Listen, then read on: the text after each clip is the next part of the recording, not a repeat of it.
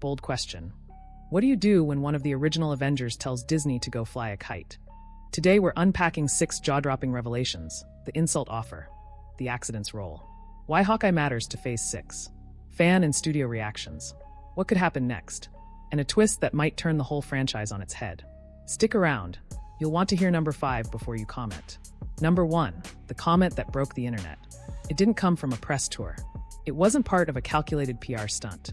It was just Jeremy Renner, on a podcast, casually dropping the kind of quote that sends Marvel fans and studio execs into a collective identity crisis. No explosions, no shield throws, just one man, a microphone, and a very pointed rejection.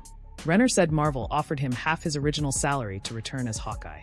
Not a slightly trimmed paycheck. Not a revised contract to accommodate a shorter season. Half. And the way he delivered it? You could almost hear the eyebrows being raised across the internet. Maybe that's why you want to pay me half the Jeremy, he said. Then he paused and hit them with the verbal arrow. Go fly a kite. Now, let's unpack this in a way that keeps us ad-friendly and still gets the point across. Renner didn't just decline the offer, he roasted it. He turned it into a punchline. That kind of confidence doesn't come from ego. It comes from experience. This is the guy who helped launch the Avengers. He's been a soldier, a spy, a mentor, and, let's be honest, a walking emotional support system in a world of billionaires and aliens. And Marvel thought he was worth half. If you're wondering what kind of message that sends to other veterans in the MCU, you're not alone. Fans started asking, if they did this to Renner, who's next? Hemsworth? Cheadle? And more importantly, why now? But Renner's words weren't just about money. They hinted at something deeper. A growing disconnect between Marvel's legacy and its future. A studio that once paid premium for its founding 6, now handing out clearance rack contracts. And here's where the open loop starts, because that one quote, that single moment, it may have just exposed a much bigger problem inside Marvel Studios. This wasn't just a rejection, it was a warning shot. Not just for Phase 6, but for the entire MCU moving forward. And if you think this was the peak of the drama, think again.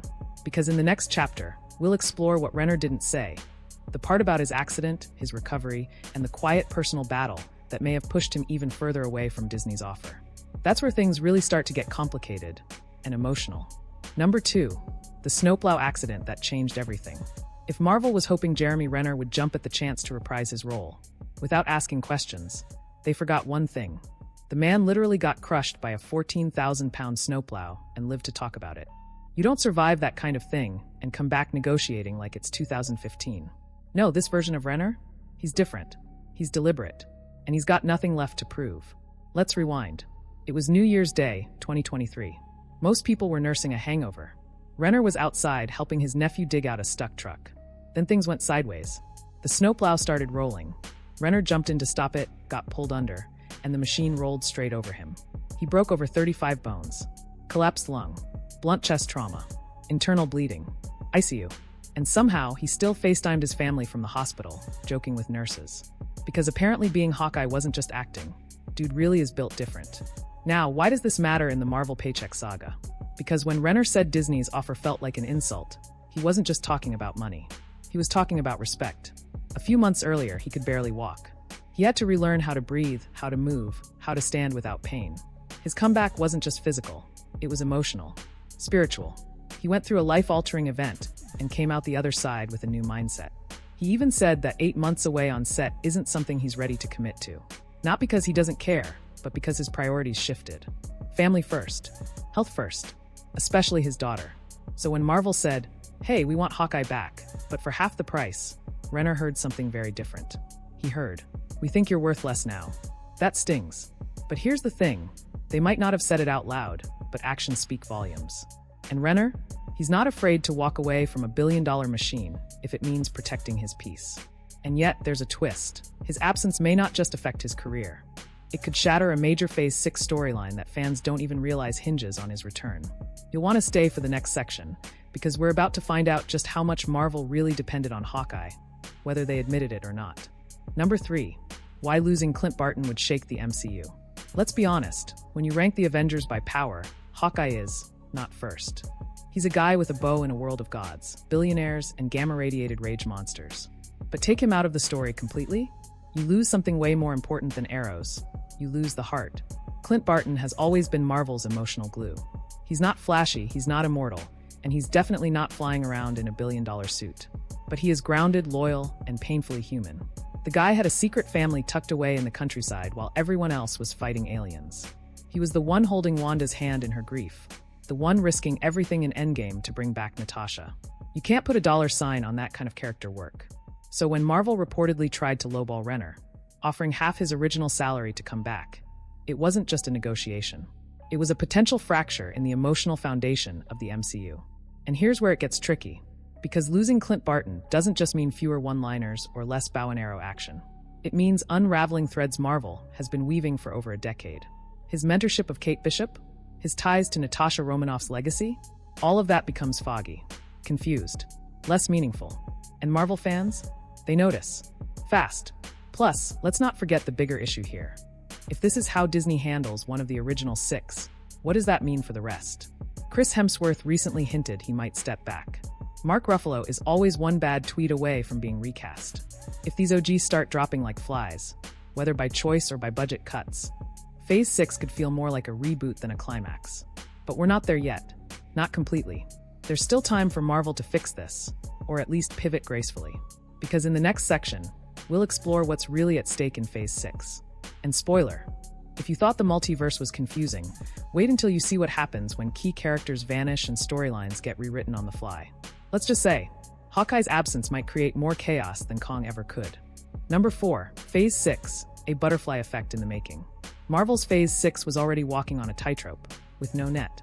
Between the sudden reshuffling of release dates, the legal implosion of Jonathan Majors, and scripts reportedly being rewritten like high school essays the night before a deadline, it was chaotic.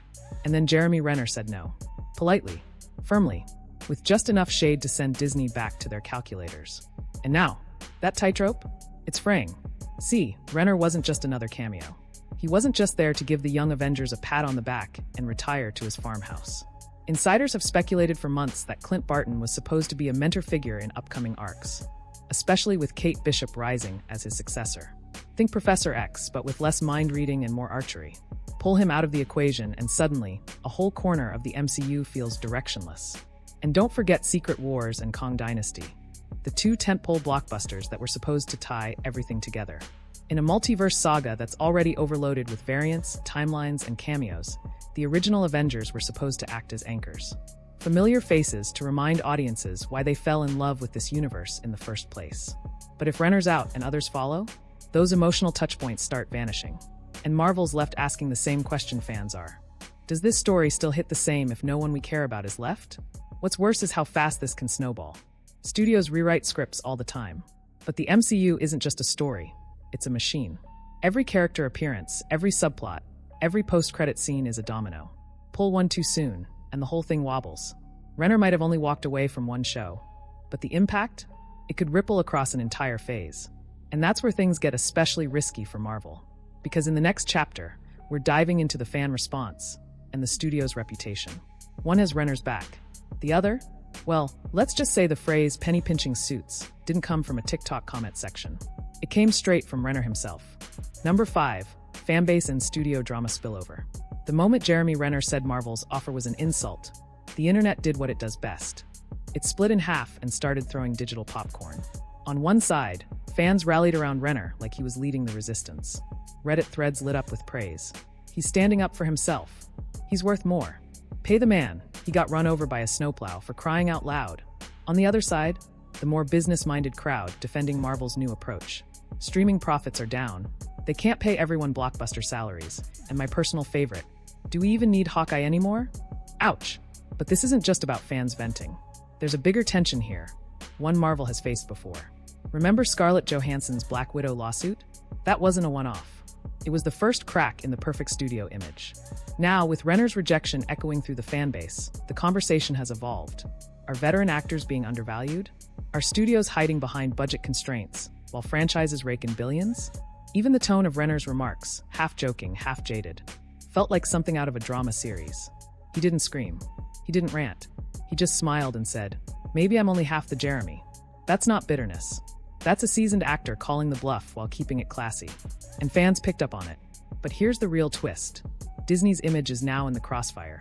They built the MCU on loyalty, on trust, on rewarding the heroes who carried them through over a decade of billion-dollar blockbusters. Now, That image is being quietly questioned. You can almost hear fans asking if they're doing this to Renner, who's safe. And make no mistake, the fandom is watching closely. Every casting announcement, every trailer, every behind-the-scenes leak is now seen through this new lens of suspicion. And for Marvel, that means the PR machine has to work overtime to patch things up. But will they patch it or pivot? Because in the next section, we're diving into the future, and it's not as clean-cut as you'd think. Recasting Hawkeye? Phasing him out? Bringing him back on his terms? The options are wild, and one of them might change how Marvel treats its actors forever. Number 6. What could come next? Here's the part where Marvel fans start nervously refreshing Reddit and Disney execs start sweating through their expensive suits. What does Marvel actually do now? Because Renner didn't just walk away. He left a hole. A very specific Hawkeye-shaped hole in multiple possible timelines, storylines, and fan hearts. And if Marvel's not careful, trying to fill that space could blow up in their face like one of Tony Stark's prototypes. Let's look at the options. Option 1. Recast Hawkeye. Bold. Risky. Also don't. Fans already rejected a younger Han Solo. Recasting Clint Barton while Jeremy Renner is alive, well, and literally doing magazine covers after surviving a snowplow? That's not just tone deaf, it's MCU career-ending energy. Option 2. Kill off Clint Barton off-screen. Yikes. Imagine opening a Disney Plus show and someone casually says, "Clint died last fall." That's how riots start. Off-screen deaths are reserved for characters whose actors are in scandal jail. Not for Avengers who gave us 10 years of loyalty, heartbreak, and dry sarcasm. Option 3. Quietly phase him out. Marvel could just never mention him again. Let Kate Bishop carry the torch and pretend the mentor never existed. But let's be real, fans notice. If you ghost Hawkeye like a bad Tinder match, the audience won't forget. And they definitely won't forgive.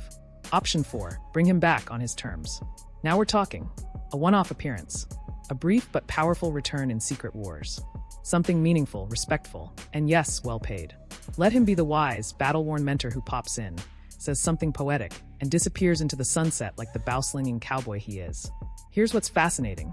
This isn't just about Renner anymore. It's about precedent. If he holds the line, if he comes back only when the offer is right, and Marvel gives in, you better believe other actors will follow. It's the, "I'm not mad, I'm just disappointed" of contract negotiations. And it works. But in the next and final chapter, we'll pull the curtain all the way back. Because there's still one theory floating around that could rewrite everything we thought we knew about Renner's future. And it might involve a return no one saw coming. So now we're left with one question. Was this Marvel being bold or being blind? Jeremy Renner didn't just turn down a paycheck. He may have thrown a wrench into the gears of Phase 6 itself. One decision, one quote, and suddenly the future of an entire cinematic universe looks a lot less certain. And a lot more interesting. But here's where you come in. Should Marvel bring him back on his terms? Or has Clint Barton's story already run its course? Drop your take in the comments, because if the MCU is rewriting its future, fans deserve the last word. And who knows, maybe Marvel's watching too.